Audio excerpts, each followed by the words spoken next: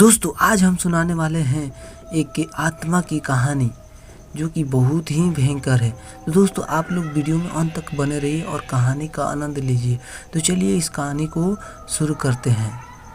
कहानी का टाइटल है रात की भूख। कहानी एक छोटे सी गांव की है जो कि एक जंगल के किनारे बसा हुआ था। इस गांव में एक बूढ़ी महिला रहती थी जिसका नाम सुषमा था। सुषमा का घर गांव के पिछले कोने में था और उसके आसपास का इलाका रात को बहुत ही सन्नाटा और डरावना होता था। गांव वाले इसे एक रहस्य स्थान मानते थे। एक रोज सुषमा को रात के समय अपने घर के बाहर कुछ अजीब स्वर सुनाई देने लगे। उसने धीरे धीरे बाहर निकला और देखा तो उसे एक अजीब सी आवाज़ सुनाई दी।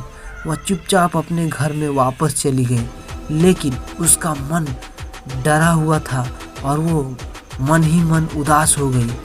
उसने अगली रात फिर वही आवाज़ सुनी।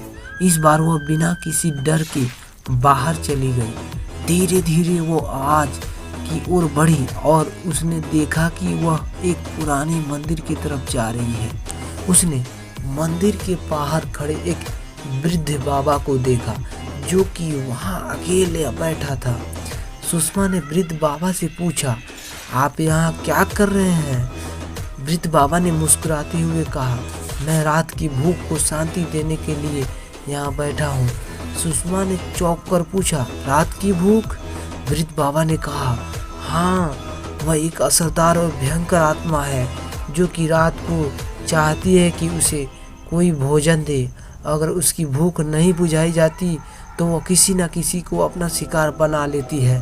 सुषमा के मन में डर उठा, लेकिन वह निर्णय लिया कि वह वापस नहीं घर जाएगी बल्कि वृद्ध बाबा के साथ ही रात भर वहां रुकेगी। रात बीतती गई और सुषमा की धैर्य और हिम्मत की परीक्षा होती रही। धीरे धीरे ध्वनि कम होने लगी और सुषमा ने महसूस किया कि उसे कुछ अजीब महसूस हो रहा है।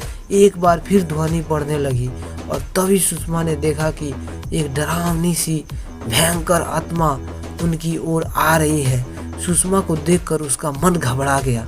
उसके बाद सुषमा ने देखा कि वो आत्मा वृद्ध बाबा की ओर बढ़ रही है और देखा कि बाबा को वो लेकर अपने साथ चली गई।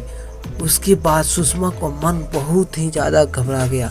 उसके बाद सुषमा ने धीरे धीरे वहाँ से निकली और अपने घर आ गई।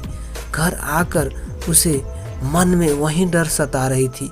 उसे रात भर नींद नहीं आई। उसके बाद जब उसको पता चला कि बाबा की मृत्यु हो गई है तब उसका डर का स्तर और ज़्यादा बढ़ गया और वो काफ़ी ज़्यादा घबरा गई। उसके बाद वो आत्मा रोज एक आदमी को अपना प्यास बना लेती थी, अपना भूख बना लेती थी और डेली बाय डेली एक को मारती थी। ऐसे ही कहानियाँ सुनने के लिए हमारे चैनल को सब्सक्राइब कीजिए और वीडियो को लाइक कीजिए।